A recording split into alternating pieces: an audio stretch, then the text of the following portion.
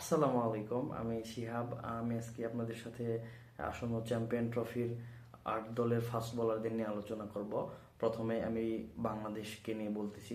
এই বাংলাদেশ চ্যাম্পিয়ন ট্রফির টোটাল ৫ জন বোলার নিয়ে গেছে। ফাস্ট বোলার ১ নম্বর মুস্তাফিজুর রহমান, ২ নম্বরে তাসকিন আহমেদ, ৩ নম্বরে নাহিদ রানা, ৪ নম্বরে তানজিম হাসান সাকিব এবং ৫ নম্বর সৌম্য সরকার। সে পার্ট টাইম ফাস্ট বলও করতে পারে। তো টোটাল ৫ জন পেসার বলাই চলে যে বাংলাদেশ স্কোয়াডে আছে। এবং এই ৫ জনের মধ্যে সবচেয়ে এক্সপিরিয়েন্স মোস্তাফিজুর রহমান। তাসকিন আহমেদ অনেক এক্সপিরিয়েন্স, বাট আশা করছি বাংলাদেশ এই ৫ জন পেসার নিয়ে একাদশে সম্ভবত ৩ জন খেলবে। তারা খুব একটা ভালো পারফরমেন্স করবে।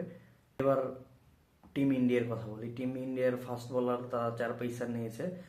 তাদের অনেকদিন পর ইঞ্জুরি থেকে ফিরেছে মোহাম্মদ শামি, ২ নম্বর আর্শদীপ সিং, ৩ নম্বর হর্ষিত রানা এবং ৪ নম্বর হার্দিক পান্ডিয়া অলরাউন্ডার, তবুও তিনি ফাস্ট বোলিংটাও ভালো করতে পারেন।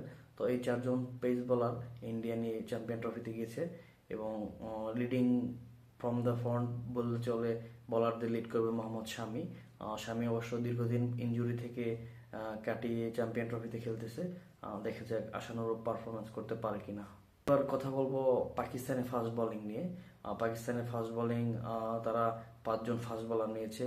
শাহিন শাহ আফ্রিদি, নাসিম শাহ, হারিস রউফ, ফাহিম আশরাফকে আমরা সবাই চিনি যে বিপিএল এ ফরচুন বরিশালের অনবদ্য বোলিং পারফরমেন্স করার ফলে সে চ্যাম্পিয়ন ট্রফিতে পাকিস্তানের হয়ে সুযোগ পেয়েছে। এবং আরেকজন ফাস্ট বোলার মোহাম্মদ হাসনাইন। এই ৫ জন ফাস্ট বোলার নিয়ে পাকিস্তান তাদের ঘরের মাঠে চ্যাম্পিয়ন ট্রফিতে খেলবে। আশা করব চ্যাম্পিয়ন ট্রফিতে পাকিস্তান এই ফাস্ট বোলিং নিয়ে খুব ভালো পারফরমেন্স করবে। কথা বলি টিম নিউজিল্যান্ডের কথা। নিউজিল্যান্ড তাদের ফাস্ট বোলিং, তারাও ৫টা বোলিং নিয়ে খেলবে। Fast bowler Jacob Duffy, Daryl Mitchell allrounder, Matt Henry, Lockie Ferguson এবং ওরোক। এই ৫টা ফাস্ট বোলার নিয়ে তারা পাকিস্তানের মাটিতে চ্যাম্পিয়ন ট্রফি মিশন শুরু করবে। একাদশে তো সর্বোচ্চ ৩ জন ফাস্ট বোলার খেলাবে, এটা আমরা সবাই প্রত্যাশা করি। আশা করি নিউজিল্যান্ড এই টিম নিয়ে খুব ভালো পারফরমেন্স করবে। অস্ট্রেলিয়া কথা বলবো এখন। অস্ট্রেলিয়া তাদের ৫টা ফাস্ট বোলার নিয়ে খেলবে। Abbott, Spencer Johnson, James Hardie Ellis এবং ডুয়ার সুইস। এই ৫ জন ফাস্ট বোলার নিয়ে তারা খেলবে। আমার মনে হয় চ্যাম্পিয়ন ট্রফিতে অস্ট্রেলিয়ার ফাস্ট বোলিং ইউনিটটা একদম নতুন হয়েছে।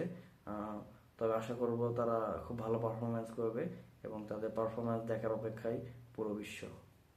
এখন কথা বলবো ইংল্যান্ড তাদের স্কোয়াডে ৬ জন ফাস্ট বোলার নিয়ে চ্যাম্পিয়ন ট্রফির মূল স্কোয়াড ঘোষণা করেছে।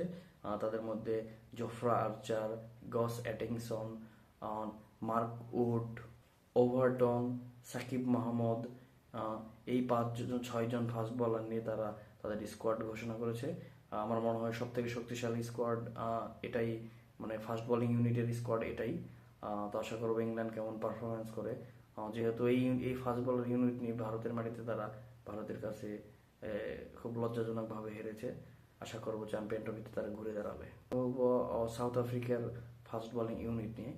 সাউথ আফ্রিকার ফাস্ট বোলিং ইউনিটে মার্কো এনসন, কাগিসো রাবাদা, ইয়ন মোল্ডার, বস এবং লুঙ্গি ইংগিটির মতো অভিজ্ঞ ফাস্ট বোলাররা। আশা করবো সাউথ আফ্রিকা এই টিম নিয়ে, এই ফাস্ট বোলিং ইউনিট নিয়ে চ্যাম্পিয়ন ট্রফিতে ভালো কিছু করবে। আফগানিস্তানের বোলিং ইউনিটের কথা শুরুতে বলতে গেলে আজমতুল্লাহ মরজাই, ফজল হক ফারুকি, ফরিদ মালেক, গুলবাদিন নাইব, এই ৫ জন ফাস্ট বোলার নিয়ে তারা খেলবে বিশ্ব চ্যাম্পিয়ন ট্রফিতে। এই ৮ দলের ফাস্ট বোলিং ইউনিটের কথা আমি আপনাদের বললাম। আমার মনে হয় সব থেকে শক্তিশালী ফাস্ট বোলিং ইউনিট হচ্ছে প্রথমত ইংল্যান্ড, তারপর সাউথ আফ্রিকা, তারপর ইন্ডিয়া, এমনটাই মনে হইতেছে। বাট ক্রিকেট ওই দিন যে ভালো খেলবে সেই আসল ভালো খেলবে। তো দেখা যাক চ্যাম্পিয়ন ট্রফিতে এই ৮টা টিম ফাস্ট বোলিং ইউনিট কেমন করে। প্রত্যাশা থাকবে সবাই ভালো করুক।